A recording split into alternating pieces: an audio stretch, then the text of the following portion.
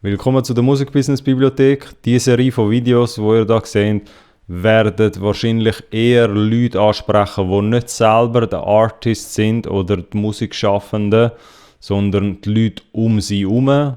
Sei es jetzt irgendjemand, der neu in der Musikindustrie ist oder will Fuß fassen im Musikbusiness, aber nicht weiss, wo anfangen. Oder andere Leute rund um den Artist, die mit ihnen zusammenarbeiten. Die Episode wollte ich mal dem Prozess widmen, wie man mit gewissen Online-Seiten auf eine relativ neutrale Art neue Artists findet oder auch neue Songs, um irgendwie mit diesen Leuten zu connecten.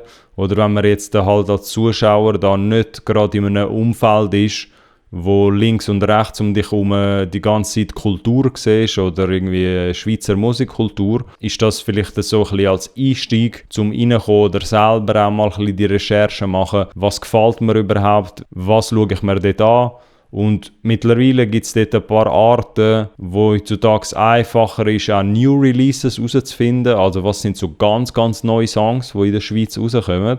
Und eine von diesen Quellen, die ich immer sehr gerne genutzt habe dafür, ist everynoise.com.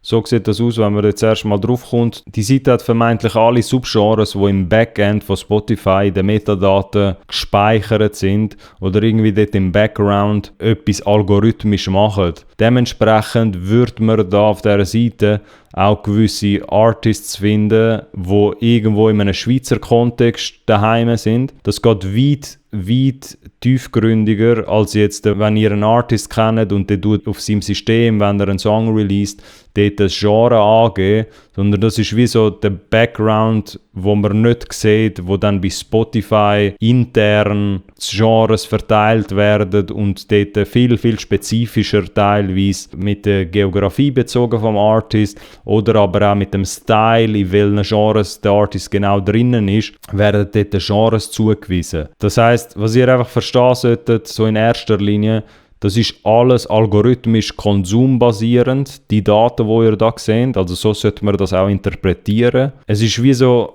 könnt ihr euch vorstellen, umso mehr Datensätze sind, in irgendeinem Subgenre oder auch in irgendeinem Land, umso genauer schafft die Seite, meiner Meinung nach. Und die Schweiz ist irgendwie so klein noch, oder von der Fülle von Konsum, dass das System dort oder der Algorithmus von Spotify teilweise nicht richtig versteht, ob jetzt der Artist X genau in diese Subgenres gehört oder es auch noch Überschneidungen hat zu anderen Genres. Zum Start, was ihr könnt machen, ist, ihr könnt einfach mal irgendeinen Schweizer Artist eingeben, also das würde ich euch empfehlen, um ein bisschen ein Gespür dafür zu bekommen, welche Subgenres es für die Schweiz überhaupt gibt. Wenn ihr dann auf eine von diesen Subgenres draufklickt, werdet ihr dann so ein bisschen eine Mindmap sehen, sage ich jetzt mal, von Artists. Grössere Artists haben mehr Monthly Listeners, kleinere Artists weniger Monthly Listeners.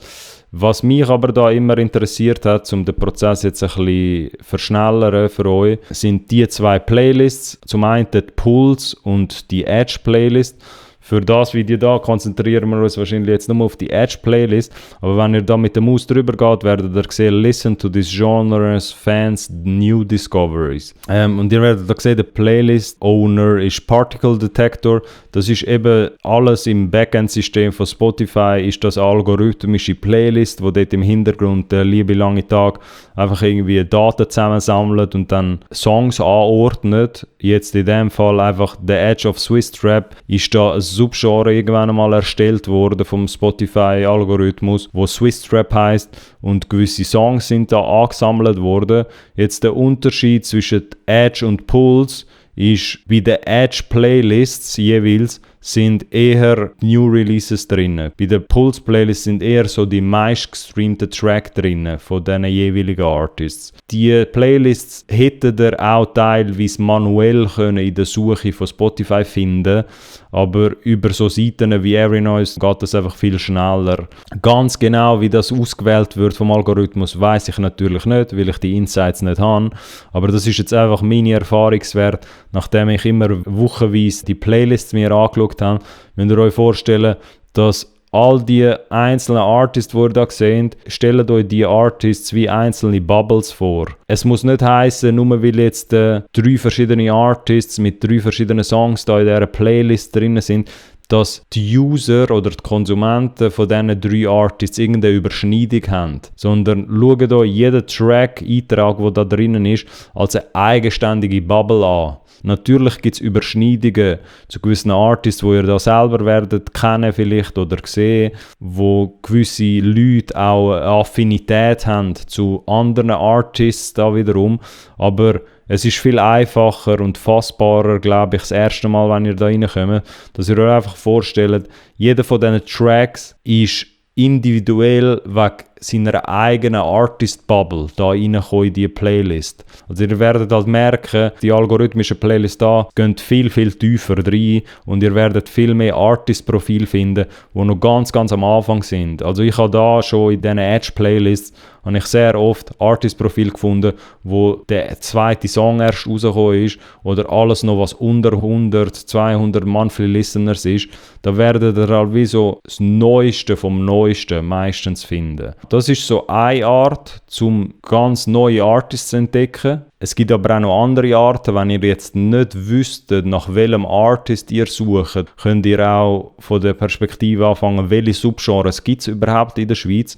Und dann gibt es da, wenn man ganz runterscrollt auf der Seite, Genres by Country. Und klar, wenn ihr euch jetzt auch für internationale Sachen interessiert, werdet ihr da auch ganz, ganz viele verschiedene Daten dazu finden. Aber mich in dem Fall interessiert jetzt mal Switzerland. Und da findet ihr wie alle Subgenres, die bis jetzt im Hintergrund bei Spotify erstellt worden sind, eben von diesen Algorithmen. Und an dem merkt man auch, dass die Seite sich immer weiterentwickelt, beziehungsweise der Spotify-Algorithmus auch immer weiter denkt und neue Netzwerke und neue Schlüsse zieht irgendwie, weil vor Jahren, wo ich mir die Seite zum ersten Mal angeschaut habe, sind da noch nicht so viele Subgenres drin in der Schweiz. Für gewisse Artists, die das jetzt da sehen und denken, hey, wieso bin ich in diesem Subgenre, aber nicht in dem anderen Subgenre, das sind nicht finale Zuordnungen, so wie ich das verstanden habe. Das entwickelt sich und verändert sich auch mit der Zeit. Meine Vermutung ist, am Anfang, wenn du irgendwie nur 2, 3 Releases hättest, dann erkennt der Algorithmus irgendwie noch nicht so gut, wo er dich zuweisen sollte. Und umso mehr Daten dort oder umso grösser dein Artist-Profil wird, umso genauer vermeintlich könnte dann irgendwann einmal auch der Algorithmus werden mit der Zeit. Dann werdet ihr weiter unten in der Legende auch noch eine Seite finden, Spotify New Releases bei Genre. Die gleichen Einträge werdet ihr teilweise auch in diesen Particle Detector Playlists finden, wo wir es vorher davon hatten. Da jetzt auch bei dieser Übersicht, ich weiss nicht, ob 100% von allen New Releases da aufgefasst werden. Es wäre schön zu glauben oder zu denken, dass da komplett alle New Releases drin sind. Ich habe aber auch schon die Erfahrungen gemacht, dass das nicht alle Song-Releases sind, die tatsächlich auf Spotify released werden jeden Freitag. Ich habe das immer in Kombination gemacht, die New Release-Subseite zusammen mit der Edge-Playlist hat mir schon amix einen sehr guten Überblick gegeben, was so neue New Releases sind, die rauskommen an den jeweiligen Freitagen. Wenn ihr so zum ersten Mal ein bisschen in die Schweizer Musikkultur eintauchen, dann hilft sicher die Subgenre-Seite, die ich auch werde in der Video-Description verlinken. Gut, das alles so ein bisschen zu Every Noise. Dann gewisse erwähnenswerte andere Quellen von Leuten, die sich zur Aufgabe genommen haben, New Releases jeden Freitag aufzulisten irgendwo, sei es auf einer Instagram-Page oder auf anderen Playlists. Die werde ich auch noch in der Video-Description verlinken. Gewisse Quellen, die mir aufgefallen sind über die Jahre. Darum meine Art von Songs rausfischen oder neue Artists entdecken, ist meistens die Kombination von Every Noise, die Playlists dort alle anschauen, die Subseiten von diesen New Releases, die ich euch gezeigt habe, plus auch noch die weiteren Quellen von anderen Drittparteien oder anderen privaten Leuten, die einfach Release-Listen machen, dort jeden Freitag. Ihr könntet euch auch einfach gewisse Artist-Profile anschauen auf Instagram von Newcomer oder von Artists, die schon ein bisschen etablierter sind und nachher einfach denen ihre Followerschaft anschauen. Artists tun halt in so einem Fall meistens auch andere Artists anziehen und die werden ihr dann dort in diesen Follower irgendwo dann sehen. sehen. Aber ja, das sind so ein bisschen die Quellen, wenn es darum geht, wie finde ich überhaupt einen Artist, wenn ich jetzt niemanden in meinem Umfeld habe, der irgendwie selber Künstler oder Künstlerin ist und ich auch noch nicht so viel mit der Schweizer Musikkultur am Hut habe. Ich werde aus dieser Folge wahrscheinlich auch so ein bisschen eine Serie machen, wo eher jetzt auch Leute anspricht, die nicht selber Artists sind. Darum gehen sicher auf die Kanalseite mal schauen. Ich werde irgendwo so eine neue Videoplaylist erstellen und das ist so ein bisschen der Startschuss gewesen. Ich hoffe, ihr könnt ein bisschen mit diesen Informationen etwas anfangen und ich würde sagen, viel Spaß beim Recherchieren. Tschüss zusammen.